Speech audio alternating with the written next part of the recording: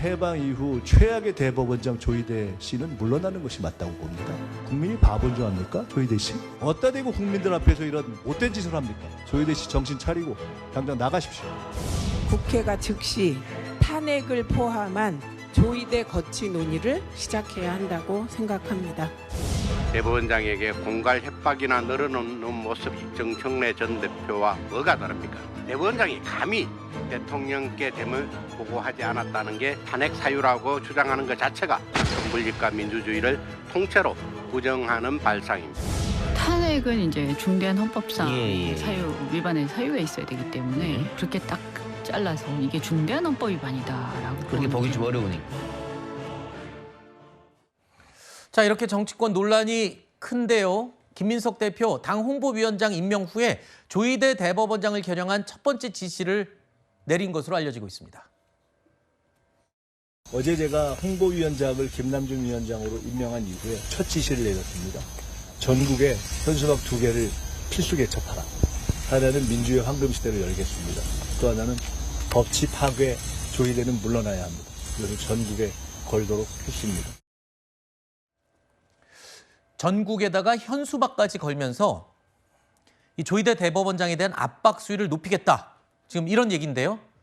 하지만 민주당 내부에서도 이게 과연 탄핵 사유냐 이런 얘기가 나와요. 죄송합니다.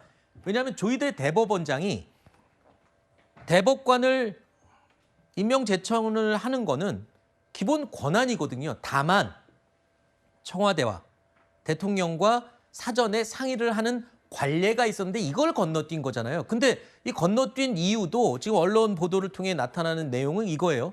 지금까지 청와대와 함께 그 누구를 임명 제청할지에 대한 의견이 달라서 계속 평행선이었잖아요. 그러다 보니까 고유의 권한을 행사한 건데 그걸 가지고 아까 어디다 대고 막 이런 얘기까지 할 탄핵을 얘기해야 될 문제가 되는 거냐. 그렇게 해석을 하시는군요.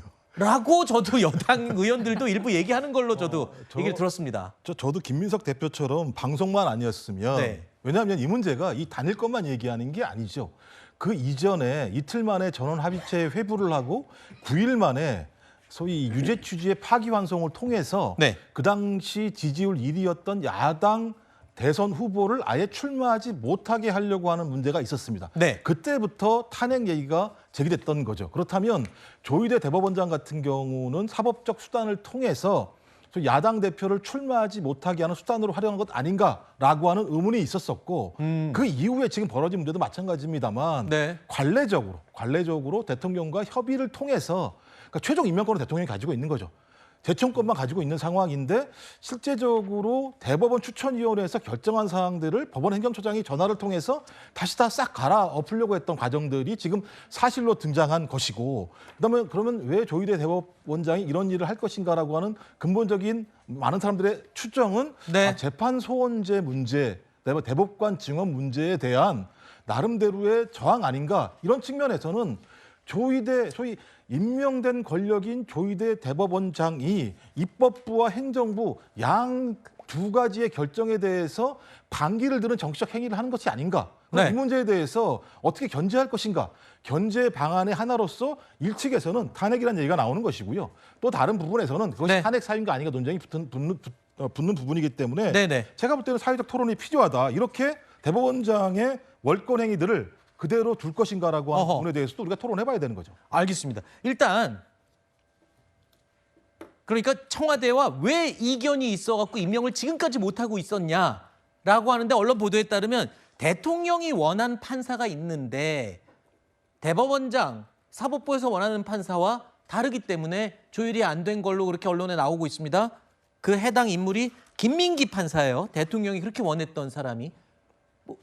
어떻게 설명을 좀 쉽게 풀어주시죠. 왜 이 김민기 판사를 원하는 거고 왜 이견이 조율되지 않았는지. 김민기 판사를 청와대가 낙점을 했다는 소식이 꽤 오래전부터 있었어요. 네. 근데 김민기 판사의 부군, 그러니까 남편이 현직 헌법재판관입니다. 아하. 그러면 우리나라 대한민국 헌법 체계에서는 대법원이 있고 헌법재판소가 있는데 두 역할이 달리 있습니다. 네. 그런데 둘이 상호 견제하는 부분도 있는데 과연 남편이 헌법재판관이고 부인이 대법관이다. 그러면 그 상호 견제와 균형이나 여러 가지 역할 분담이 되겠느냐? 이해 충돌의 소지가 있다는 지적이 있었습니다. 과거에도요. 이런 경우가 있었어요. 그때 그 부부가 동시에 하는 건 온당하지 않다 그래서 제청을 하지 않았습니다. 네. 그래서 저는 민주당이 지금 전혀 다른 별개의 사안, 그러니까 이재명 대통령의 재판까지 끌어들여서 본질을 흐리는 거는 온당하지 않다고 생각을 하고요. 그러면 이런 질문을 되짚고 싶어요. 산권 분립 체제가 있고 헌법에는 대법원장이 임명제청을 할 수 있는 권한이 있습니다. 그럼 6개월 이상 공석이었는데 임명제청조차 하지 말라고 하는 것. 네. 그러면 이재명 대통령이 원하는 사람만을 임명제청해야 한다는 얘기잖아요. 네. 그러면 지금 민주당이 대법관 증언을 했습니다. 대법관 26명까지 늘어나요. 그러면 이재명 대통령이 22명을 임명합니다. 그러면 알겠습니다. 22명 다 이재명 대통령이 원하는 사람으로 임명을 해야 되는 것입니까? 그것은 국민이 동의하기 어려운 부분이죠. 네. 지금 상권 분립이 엄연히 존재하는 상황에서 청와대가 원하는 판사를 임명하는 결과가 나온다면 그건 독립적이지 않은 거 아니냐. 뭐 이런 지적이거든요, 지금. 근데 이제 헌법이 대법원장에게 제청권을 부여했다는 게 이제 대법원장 마음대로 이제 그 부분을 진행을 해라라는 것이 아니라 대통령과 협의하에 진행해왔던 관례도 있었던 것이고 대통령은 임명 후에 거기에 대한 정치적 책임을 지는 것으로 본인의 권리를 다하는 것이라고 보거든요. 근데 문제는 지금 청와대 측의 모든 책임을 떠넘기면서 조희대 대법원장 측이 본인들은 협의하려고 했다라는 식으로 얘기를 하고 있지만 지금 결과적으로 보면 서면으로 이렇게 제청하는 전례도 없었을 뿐더러 청와대 측에서는 오히려 이런 방식으로 진행하는 것에 대한 문제 제기를 했다고 합니다. 알겠습니다. 그렇기 때문에 저는 조희대 대법원장이 사실상 본인의 제청권을 통해서 일종의 정치적인 도발을 했다 이렇게 보입니다. 네. 법원행정처장이 이런 입장을 밝혔죠. 사전에 만남을 요청을 했지만 만남이 조율이 되지 않았고 그래서 민정수석과 상의를 마쳤다. 이렇게 또 입장을 해명하고 밝히기도 했습니다. 이 부분은 사실관계 때문에 제가 추가로 더 밝혀드립니다.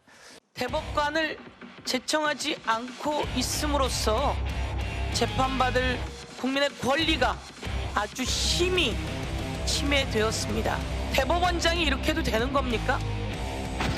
왜 평균 9일 정도 걸리는 이 대법관 제청이 209일이나 걸렸는가? 직접 대법원장을 불러서 질문해야 된다고 생각합니다. 민주당의 법사위원들이 오늘 이걸 위해서 회의를 이렇게 늦게 들어왔구나.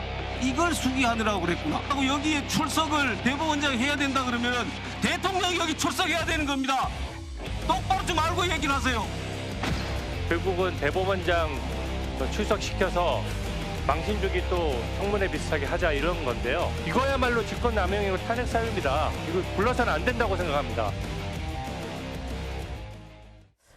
네, 국감 때도 대법원장은 일단 인사말을 하고 이사회라는 걸로 제가 기억이 나는데 윤희석 대변인님, 대법원장이 이런 현안 때문에 갑자기 출석하는 일이 있었나요? 제 기억에는 없습니다. 그렇기 때문에 지금 대법원장을 굳이 출석시켜서 뭔가를 묻겠다고 하는 민주당 의원들의 의도는 저희 당 의원들 지금 항의하시는 거 보셨지만은 그냥 망신 주기 하는 거다. 그러기 위해서 뭔가 좀 법원에 압력을 가하고 그래서 본인들이 원하는 대로 대법원의 입장을 좀 끌어내기 위한 뭐 그런 정도로 볼 수가 있겠죠. 국민들께서는 원하는 장면이 아닐 거예요. 분명히 저 법사위원장에서 어떤 일들이 벌어지는지 너무 많이 보셨기 때문에 중요한 거는 왜 대법원장에 대해서 이렇게 압박을 가하냐는 얘기인데 뭐 관례를 깨고 서면으로 대법관 후보들을 제청했다 뭐 이건데 네. 어쨌든 제청한 거 아닙니까? 뭐 관례라는 게 꼭 대면을 해서 대통령과 대법원장 서로 뭐 합의하는 식으로 해서 가는 거 그걸 안 했다고 해서 대통령을 패싱했다 이런 식으로 공격을 하는 건데 그렇게 따지면 관례라는 것에 대해서 민주당이 그동안 얼마나 많이 존중을 했느냐. 예. 지금 저 자리 법사위의 위원장도 결국 뭐 제1야당한테 원래 양보해야 되는 것을 그냥 그대로 자기들이 차지하고 있는 지가 벌써 몇 번째입니까? 그런 관례 얘기할 거면은 본인들이 어떤 행동을 하고 있는지부터 돌아보고 주장을 하는 게 저는 맞다고 생각합니다. 예.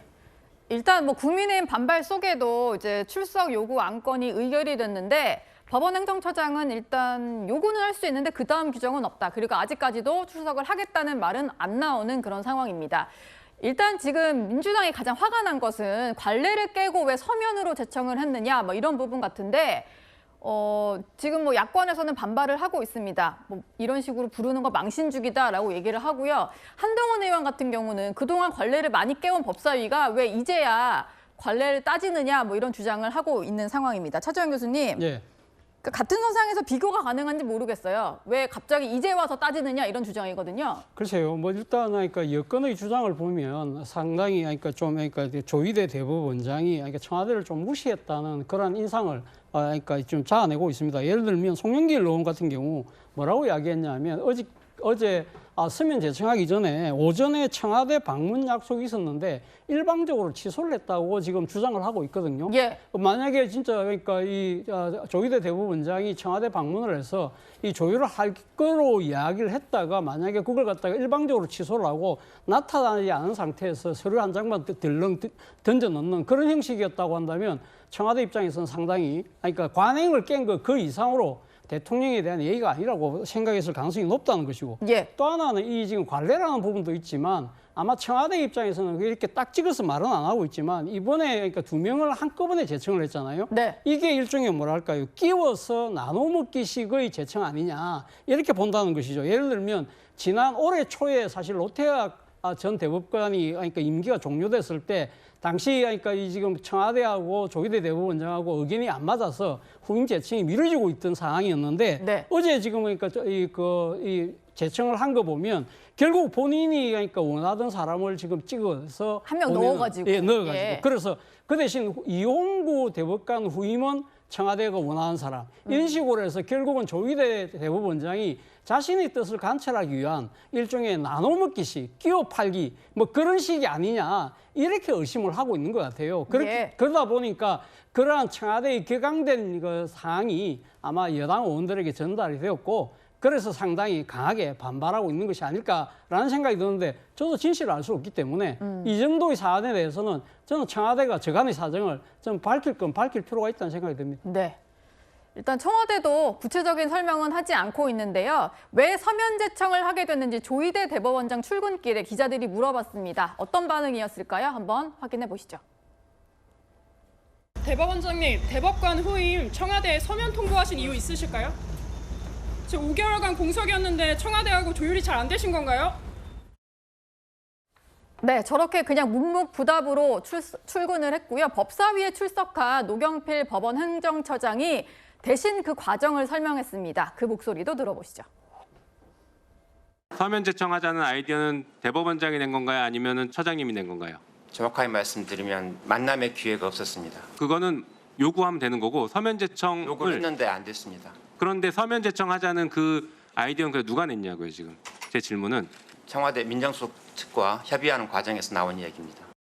서면으로 보내는 걸 누가 제안한 거냐고요? 원래 서면으로 보냅니다. 협의해서 합의해서 제청하는 거 아닙니까? 두 분이 만나서 합의한 이후에 서면으로 보냅니다. 근데 두 분이 만날 합의할 기회를 주시지 않았기 때문에 결국 마지막 남은 방법밖에 없었습니다. 민정수석과 협의해서 정한 방법. 뭐를 합의해서 했다는 거예요? 서면 제청하는 걸 합의했습니다. 거짓말하지 마시고요. 거짓말하지 않습니다. 대통령이 원하는 분을 무조건 제청해야 된다면 헌법에서 제청권을 규정할 이유가 없다고 생각합니다. 네, 조금 전에 조희대 대법원장이요. 국회로 가지 않고 그냥 퇴근을 했다고 하는데 퇴근길에도 한 번 더 물어봤습니다. 그 모습도 보고 오시죠. 서면 제청 관련해서 하실 말씀 있으실까요? 이재명 대통령이 면담기에 안 준 게 사실입니까? 사퇴하라는 여권 주장을 어떻게 생각하시나요? 국회 법사위 출석하실 계획은 없으십니까? 네, 역시 묵묵부답으로 저렇게 차에 오르는 모습이었습니다. 일단 관례를 깼다라는 여러 가지 파장들이 이어지고 있는데 조금 전에 했던 얘기를 다시 한번 짚어보도록 하겠습니다. 노경필 법원 행정처장이 이렇게 설명을 하고 있지요. 서면 제청하는 것에 대해서 협의를 했다 이렇게 얘기를 하고 있습니다. 이제 합의는 못했지만 협의를 했다라고 얘기를 하는데요. 천하람 대표님, 네. 이 단어가 미묘하게 다른 건데 어쨌든 민정수석실과는 협의를 했다는 거네요. 네, 그러니까 제가 국회에서 법원 관계자들이 답변하는 거 많이 봤는데요. 거짓말은 안 합니다.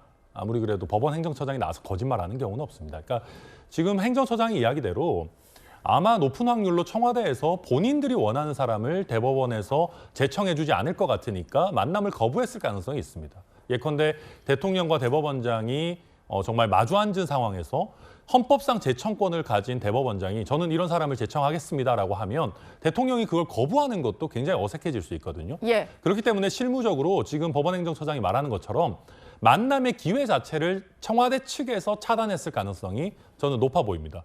그런데 사실 조금만 시계를 돌리면 최근까지도 민주당의 수많은 의원들이 왜 후임 대법관 제청 안 하냐, 왜 인선 안 하냐라고 계속해서 대법원을 압박해 왔거든요. 네. 그러면 그런 상황에서 대법원 입장에서는 아니 그럼 만나서 말할 게 아니라면 어떤 형태로든 제청하겠다. 그러니까 청와대 민정수석실에서 우리가 합의를 한 건 아니지만 뭐 그러면 서면으로라도 보내시라 이런 형태로 협의가 된 것 아니겠느냐. 저는 뭐 그렇게 이야기하고 그렇게 했다 그러면 대법원장이든 대법원이든 헌법에 있는 대로 제청권 행사를 한 겁니다. 예. 이걸 가지고 뭐 대통령이 원하는 사람을 대법원장으로 임명 안 해줬다고 목리 부리면서 대법원장 불러서 국회에서 망신 줘야 된다? 저는 이런 이야기를 하는 민주당 의원들이야말로 삼권 분립에 대한 이해가 완전히 떨어져 있다. 저는 그렇게 생각합니다. 예. 얘기를 좀 들어보면 서면으로 제청하기 전에 면담 요구를 했는데 잘 안 됐다. 이런 게 법원의 주장인 것 같습니다. 김희경 소장님. 네. 근데 만약에 이 주장이 사실이라면 왜 청와대는 좀 만남을 거부를 한 걸까요? 제가 볼 때는 만남을 거부했다기보다는 일정 조율 과정에서 일정 조율이 안 되지 않았나 싶어요. 네. 그러니까 지금 자꾸 법원에서 제청권 하는데 헌법 104조에 보면 이렇게 나와 있습니다. 대법관은 대법원장의 제청으로 국회의 동의를 얻어 대통령이 임명한다. 예. 다시 말하면 대법원장의 제청권이 있는 건 맞습니다. 마찬가지로 대통령에게는 인사권, 임명권이 있는 거거든요. 이 임명권을 보장하기 위해서 그동안에 협의 절차를 거친 거 아닙니까? 그런데 협의가 끝나지 않은 상황에서 일방적으로 서면으로 던져버리니 그거는 그냥 기분 나쁜 문제가 아니라 가장 중요한 대통령의 인사권을 침해한 문제거든요. 그래서 그 문제에 대해서 여권에서 문제제기를 하고 있는 것으로 보입니다. 예. 그러나 민주당은요, 서면 제청 논란을 고리 삼아서 조희대 대법원장을 향해 맹공을 퍼붓고 있는 상황인데요. 대법원장이라고 부르지도 않습니다. 오늘 목소리 들어보시죠. 사고 치고 유리창 깬 다음에 퇴학시켜달라고 지금 공부 안 하겠다고 구걸하는 불량 학생의 태도입니다. 대법원장이라는 사람이 어떻게 이런 사법농단을 부끄럽지도 않게 맨 얼굴로 할 수가 있습니까? 해방 이후 최악의 대법원장 조희대 씨는 물러나는 것이 맞다고 봅니다. 국민이 바본 줄 압니까? 조희대 씨? 어디다 대고 국민들 앞에서 이런 못된 짓을 합니까? 조희대 씨 정신 차리고 당장 나가십시오. 네, 해방 이후에 최악의 대법원장이다 뭐 이런 얘기도 하고 아예 그냥 조희대 씨 이렇게 얘기를 하는데요. 윤희석 대변인님, 당장 나가라는 거 보니까 스스로 안 나가면 어떤 조치를 취할 수도 있겠다 뭐 이런 생각도 드는데요. 민주당에서 그동안 여러 번 주장했던 게 있죠. 대법원장 탄핵할 수 있다. 그리고 대법원장 탄핵은 민주당 단독으로도 소추안을 통과시킬 수가 있어요. 국회 과반 의석만 확보하면 되니까요. 결론적으로는 김민석 신임 민주당 대표의 표현이 너무 과합니다. 대법원장 호칭은 붙여줘야죠. 씨라고 하는 것은 너무 국민들 입장에서도 불편할 것이고 뭐 어따 대고 뭐 이런 표현 또한 예. 스스로 본인의 권위를 깎아내리는 일이라고 저는 생각합니다. 국회만 가면 왜 저러시는지 모르겠어요.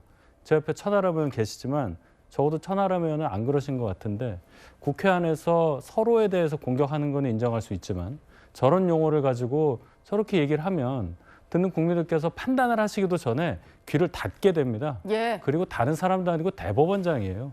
우리나라는 뭐 상권 분립 국가 아니겠어요? 적어도 입법부에 계신 분이 사법부에 계신 분, 그중에 수장을 적어도 말로는 존중을 해야 주장이 먹혀 들어갈 텐데 저렇게 얘기하면 도대체 무슨 말을 하려는지 모르겠고 그냥 개인적으로 화가 났다. 이 정도밖에 생각이 안 돼서 예. 대단히 안타깝고 뭐 탄핵할 수도 있겠죠. 민주당이 마음 먹으면. 그러나 그 탄핵이 과연 헌재에서도 통과가 될 거냐 거기까지 생각을 한다면 네. 그렇게 쉽게 탄핵 소추안을 통과시킬 것 같지는 않습니다. 네. 오늘 법사위에서도요, 탄핵이란 단어가 언급이 됐습니다. 그 목소리도 들어보시죠. 임명권자인 대통령과 인준을 해줄 국회를 완전히 무시하고 한번 싸워보자. 조희대 대법원장 그러는 거예요? 싸워볼 거예요? 싸우자는 뜻은 아닙니다. 대통령과 국회를 이렇게 무시해도 돼요? 이건 나한테 탄핵해봐라. 선전포고 아니에요? 지금 그런 관례를 어겼다는 이유로 대법원장을 탄핵하겠다고 하는 겁니다. 대통령이 잘하는 말 있죠. 법에 없는데 어쩌라고 그렇게 대법원장이 말씀하셔야 되는 거예요. 법에 그런 규정이 없는데 왜 관례를 따라야 되느냐. 어쩌라고 대통령한테 그렇게 하셔야 되는 겁니다. 대통령이 특정인을 대법관으로 제청하라고 뒤에서 요구했다면 탄핵 사유가 되는 겁니다. 대법원에서 정신 똑바로 차리셔야 돼요. 이제 나오잖아요. 내란몰이 시작했어요. 탄핵몰이 시작했어요. 두고 보십시오. 이제 탄핵안 발의될 겁니다. 네, 민주당에서도 실제로 내란 공범의 길 이런 표현이 등장을 하기는 했는데요. 차재현 교수님, 네. 곽규택 의원의 전망대로 탄핵 소추안이 좀 발의될 걸로 보이시나요? 가능성이 저는 뭐 크다고 봅니다. 오늘 그 김민석 대표도 이런 이야기를 했습니다. 사실은 그러니까 명예퇴역의 기회를 조희대 대법원장이 주려고 했는데 그래서 참아왔는데 스스로 불명예퇴역의 길로 갔다는 표현을 썼거든요. 그 자체가 일종의 뭐랄까 이번 서면 제청 자체가 조희대 대법원장의 정치적 의도를 가진 일종의 그러니까 본인 스스로가 탄핵에 의해서 이렇게 정치적인 공경에 빠지고 여기에 가정에서 자신의 뭐랄까 정치적 입지를 강화하려고 하는 그런 의도가 있는 것이 아니냐는 의심을 지금 김민석 대표를 비롯한 민주당 의원들이 하고 있기 때문에 좋다. 예. 그러면 우리도 그럼 탄핵해줄게. 라는 식의 아마 조치를 할 가능성이 저는 높다고 보는데요. 이를 지켜보는 국민의 한 사람으로서 정말 답답한 게요. 사실은 이번 사안의 본질은요. 제가 생각했을 때 back to the basic, 기본으로 돌아가야 된다는 이야기가 나와야 된다는 거죠. 무슨 말씀을 드리고 싶으냐면 네. 대법관의 제청에 관해서는 우리나라 재헌헌법에는요. 법관회의가 제청을 하도록 되어 있습니다. 그래서 대통령 임명하기 때문에 여기에는 대법원장의 제청이라는 가정이 없습니다. 법관회의에서 선출한 사람을 제청을 한 거고 제2유공화국 때는 아예 선거인단이 대법관을 선출했습니다. 그렇기 때문에 대통령이 임명하는 것이 아니라 대통령이 확인만 했고요. 예. 제3공화국 때는 법관 추천회의에서 동의를 하고 그때 처음으로 대법원장 제청 제도가 들어옵니다. 그래서 대통령이 임명하는데 유신헌법 때 이 지금 법관 추천회의가 빠지고 대법관 제청을 통한 대통령 임명제로 바뀌었어요. 예. 자, 이때 왜 이를 바꿨느냐? 그러니까 말 잘 듣는 대법원장을 자신이 그러니까 대통령이 임명을 시켜서 그 자신의 뜻에 맞는 법관들을 대법관으로 구성하려고 하는 그런 의도가 깔려 있었던 거예요. 그래서 현행 헌법은 그래서 이 과정 자체에서 하나를 끼워 넣었죠. 국회 동의를 끼워 넣은 거예요. 네. 자, 그럼 초반에 얘기하고 뭐가 다르냐? 초반에는 다 법원 내에서 추천을 했잖아요. 일산 법원 그러니까 예. 이 법관들이 저는 결국은 이 제청 문제는 결국 원래 원칙대로 저는 그러니까 이 지금 판사회의에서 뽑는 그런 식으로 가는 것이 순리가 아닐까라는 생각이 든다는 겁니다. 네. 외부의 어떤 영향력이 없도록 그냥 판사 사회에서 알아서 뽑는 방향 이게 맞는 것 같다라는 말씀 주셨습니다. 일단 국민의힘 같은 경우는요. 대법원장 탄핵을 시도할 경우에 국민들이 정권을 탄핵할 거다 뭐 이런 얘기를 하고 있습니다. 천하람 대표님, 네. 야권에서 보시기에는 이게 뭐 호시탐탐 민주당은 조희대 대법원장 탄핵을 좀 하려고 했고 이게 좀 계기가 된 것 같다 뭐 이렇게 보시는 것 같아요. 그러니까 민주당의 어떤 보복 정치가 끝이 없어요. 그러니까 이제 검찰은 다 해체해놓고 나니까 또 싸울 사람이 필요한 겁니다. 보복할 대상이 필요한데 이제 과거에 이재명 대통령에 대해서 유죄 판결을 한 거에 대해서 보복 감정이 갖고 있었는데 이번에 조희대 대법원장이 대통령이 원하는 제청을 안 하고 이런 어떤 서면 제청 이런 게 되니까 얼씨구나 옳다 잘 걸렸다라고 하는 거죠. 그래서 이제 싸울 사람도 다 떨어져가는 상황이었는데 이제 대법원장하고 싸우면 되겠구나 해서 저는 김민석 대표가 오히려 할 일을 찾아서 되게 기뻐 보입니다. 예. 그러니까 이게 굉장히 큰 문제인 게 네. 집권 여당이라고 하는 당이 누군가와 싸우고 뭔가를 어떤 탄핵을 하고 조직을 없애고 이런 걸 안 하면 정치를 못 해요. 이래서야 되겠습니까? 근데 말씀하신 것처럼 지금 조희대 대법원장이 뭘 잘못한 게 없어요. 그런데 이런 상황에서 대법원장을 탄핵하겠다라고 한다고 하면 민주당이 국민들에 의해서 심판받을 수밖에 없다라는 것은 당연한 이야기고요. 예. 지금 진보 성향의 언론이라고 하는 곳들도 조희대 대법원장이 이번에 제청한 대법관 후보자들에 대해서 특별한 정치적 성향이 없다, 특별히 문제가 있는 인물들이 아니다라는 거는 다 이해하고 인정하고 있습니다. 예. 근데 그런 상황 속에서 대통령하고 합의가 안 됐다는 것만을 이유로 대법원장 공격하는 거 말이 안 되고요. 한마디만 더 하자면 이게 형식적으로 헌법상 대법원장이 제청하는 거지만 대법관 우리가 제청할 때요. 추천위원회 다 꾸려가지고 내부적으로 절차 다 밟습니다. 네. 대법원장이 무슨 자기 마음대로 뭐 주사위 굴려서 자기 마음에 드는 사람 제청하는 게 결코 아니다. 우리 법원이 그렇게 허술한 곳이 아니다라는 것도 함께 말씀드립니다. 예. 조희대 대법원장 문제는 아마 당분간 이어지지 않을까 싶습니다.